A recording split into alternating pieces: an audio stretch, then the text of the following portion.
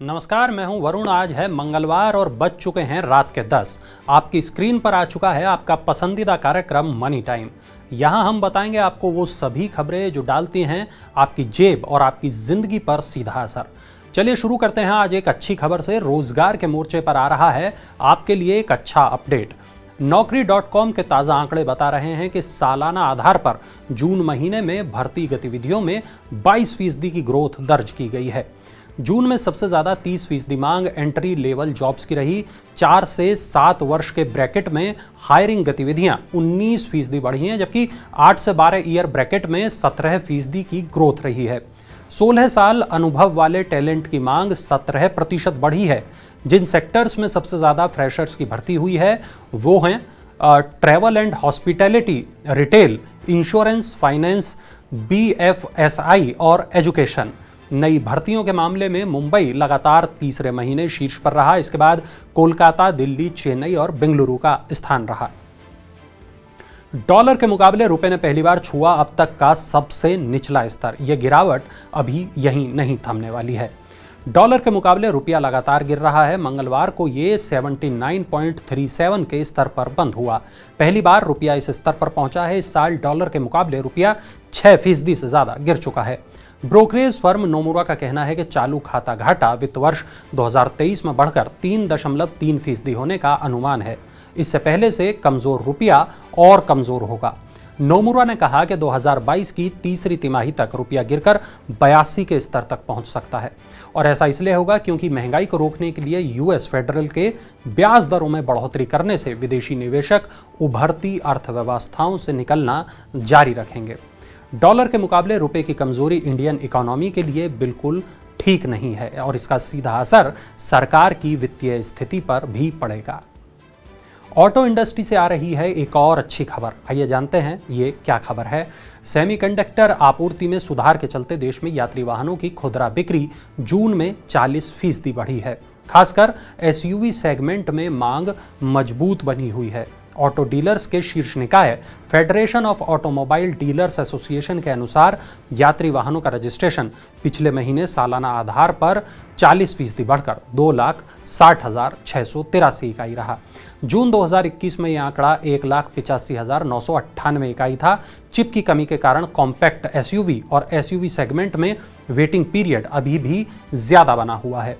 फाडा के आंकड़ों के मुताबिक पिछले महीने दोपहिया वाहनों की खुदरा बिक्री 20% बढ़कर 11,19,096 इकाई रही, जो एक साल पहले की इस अवधि में 9,30,825 इकाई थी। क्रिप्टो निवेशकों के लिए एक बुरी खबर है। क्रिप्टो एक्सचेंज पर डेली ट्रेडिंग में भारी गिरावट आई है।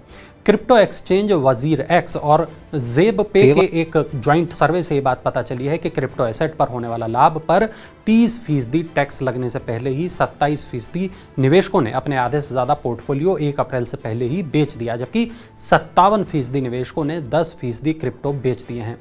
वहीं जेब पे, वजीर एक्स और कॉइन DCX जैसे एक्सचेंज पर डेली ट्रेडिंग वॉल्यूम में 60 से 70% तक की गिरावट आ चुकी है। क्रिप्टो निवेश में यह गिरावट कीमत घटने, टैक्स लगने और एक्सचेंज पर क्रिप्टो की खरीद बिक्री रुकने की वजह से आई है। क्या भारत में बिकेगा 385 रुपए प्रति लीटर पेट्रोल? आइए जानते हैं इसमें सच्चाई क्या है। देश भर में पेट्रोल डीजल के दाम पिछले कई दिनों से स्थिर चल रहे हैं। इस बीच JP मॉर्गन ने अपनी एक रिपोर्ट में कहा कि अगर अमेरिका और यूरोपीय देश रूस पर और प्रतिबंध लगाते हैं तो रूस क्रूड ऑयल का प्रोडक्शन 50 लाख बैरल तक कम कर सकता है। इससे अंतर्राष्ट्रीय बाजार में क्रूड ऑयल $380 प्रति बैरल के आसपास पहुंच जाएगा। क्रूड इतना महंगा होने से भारत में पेट्रोल डीजल के दाम 300 रुपए प्रति लीटर के पार हो सकते हैं। इस रिपोर्ट से पूरी दुनिया में हलचल पैदा हो गई है। फिलहाल कच्चा तेल $111 प्रति बैरल के आसपास चल रहा है। हालांकि कई एक्सपर्ट्स ने JP मॉर्गन की रिपोर्ट को निराधार बताया है, क्योंकि अभी किसी ने भी इस तरह की कोई आशंका नहीं जताई है। चलिए अब बताते हैं आपको एक नए ई-स्कूटर के बारे में। अब आप चेतक ई-स्कूटर को आसानी से खरीद सकते हैं। कंपनी ने चालू वित्त वर्ष में 75 नए डीलरशिप खोलने की घोषणा की है। बजाज ऑटो ने अक्टूबर 2019 में अपने चेतक स्कूटर को इलेक्ट्रिक अवतार में लॉन्च किया था। अभी चेतक स्कूटर पुणे और बेंगलुरु में ही बेचा जा रहा है। पिछले वित्त वर्ष में कंपनी ने ई-स्कूटर की 8,187 यूनिट बेची थी। बजाज ऑटो के चेयरमैन नीरज बजाज ने कहा कि चिप शॉर्टेज की वजह से प्रोडक्शन प्रभावित चल रहा है और ये समस्या कब तक हल होगी इसके बारे में कहना अभी मुश्किल है। सरकार ने इलेक्ट्रिक व्हीकल निर्माताओं को नोटिस क्यों भेजा है, चलिए वो भी जान लेते हैं। सरकार ने खराब गुणवत्ता वाले इलेक्ट्रिक व्हीकल बेचने पर निर्माताओं को नोटिस जारी किया है। यह नोटिस ओला इलेक्ट्रिक, ओकिनावा ऑटोटेक और प्योर ईवी सहित तमाम कंपनियों को भेजे गए हैं। नोटिस में कहा गया है कि जनता को खराब इलेक्ट्रिक व्हीकल बेचने पर उनके खिलाफ क्यों ना आपराधिक कार्रवाई करनी चाहिए। सरकार ने ईवी निर्माताओं को नोटिस का जवाब देने के लिए 31 जुलाई तक का समय दिया है। पिछले महीने सेंट्रल कंज्यूमर प्रोटेक्शन अथॉरिटी ने प्योर ईवी और बूम मोटर्स को उनके स्कूटर में आग लगने की घटनाओं के बाद नोटिस भेजा था। और आज की आखिरी खबर है HDFC के मर्जर से जुड़ी हुई। HDFC बैंक और HDFC लिमिटेड का विलय अब एक कदम और आगे बढ़ चुका है।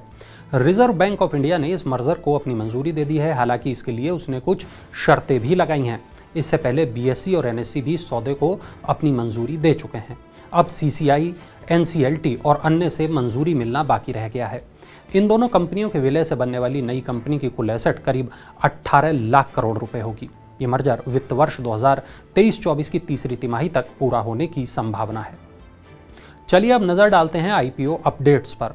पाइपलाइन बिछाने का काम करने वाली कंपनी कोरटेक इंटरनेशनल को IPO से पैसे जुटाने के लिए सेबी से मंजूरी मिल गई है। IPO में 350 करोड़ रुपए के नए इक्विटी शेयर जारी किए जाएंगे, जबकि ऑफर फॉर सेल में प्रमोटर्स 40 लाख शेयरों की बिक्री पेशकश लाएंगे। कोरटेक इंटरनेशनल ने मार्च में सेबी के पास IPO के लिए दस्तावेज जमा कराए थे।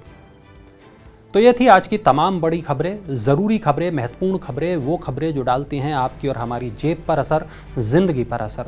ऐसी ही तमाम बड़ी खबरों के लिए आप देखते रहें मनी टाइम, जुड़े रहें मनी 9 के साथ। और चलते चलते देखिए हमारा ये खास इन्फोग्राफिक।